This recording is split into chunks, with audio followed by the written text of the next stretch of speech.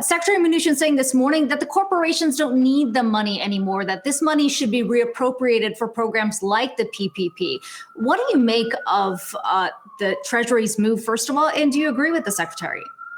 Yeah, I mean, we were very surprised to hear the backlash here. And, this is a time certainly where you want the chairman of the Federal Reserve and the Treasury Secretary to be working in lockstep as we look at the number of COVID cases rising here. We look at this soft patch that's starting to play out in terms of the economic recovery over the next few months. And, there's some element of Mnuchin's proclamations that's correct in a way. So if we look at the total amount in the primary and secondary corporate credit facilities, about $750 billion was designated for this, and they've only used actually about $30 billion of that total facility. So it was really just the announcement of the creation of these special facilities on March 23rd that actually restored the calm to the fixed income markets and provided that sort of liquidity backstop that markets have reacted to. And you saw, that was the day, we can all look at the charts, that we saw the peak in both high yield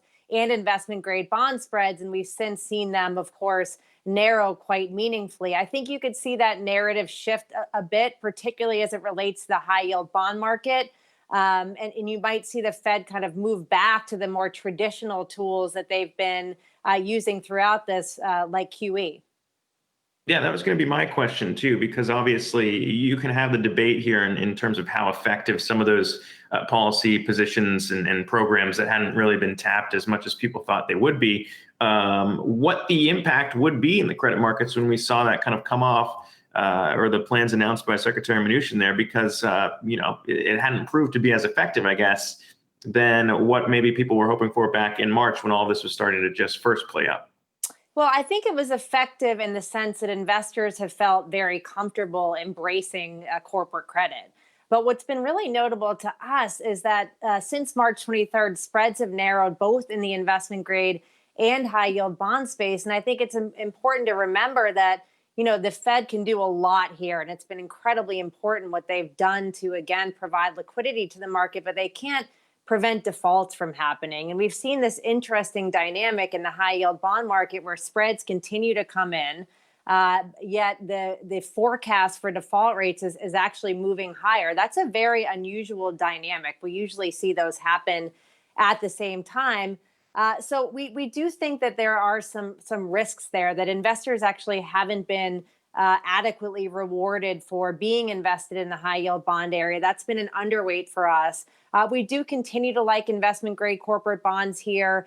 The fundamentals are more really sort of appealing to us in that part of the market. But I also think this is a time where you're going to start to see active management become a lot more important in this space as well, as you don't just have that automatic backstop in place. You actually need to do some fundamental credit analysis to start to add value or add alpha in a portfolio.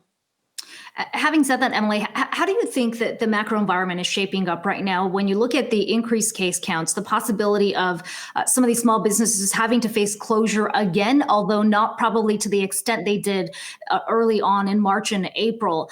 There's no question a lot of these businesses are going to be struggling increasingly. How are you looking at that, and how does that shift your investment case?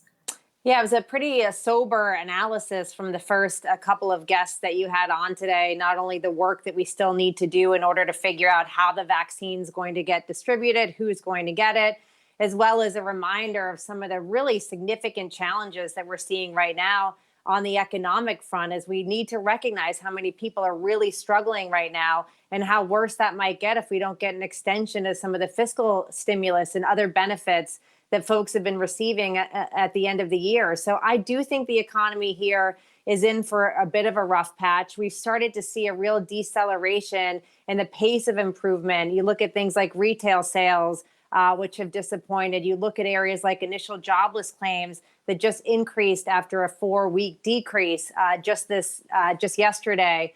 Markets are clearly looking past that.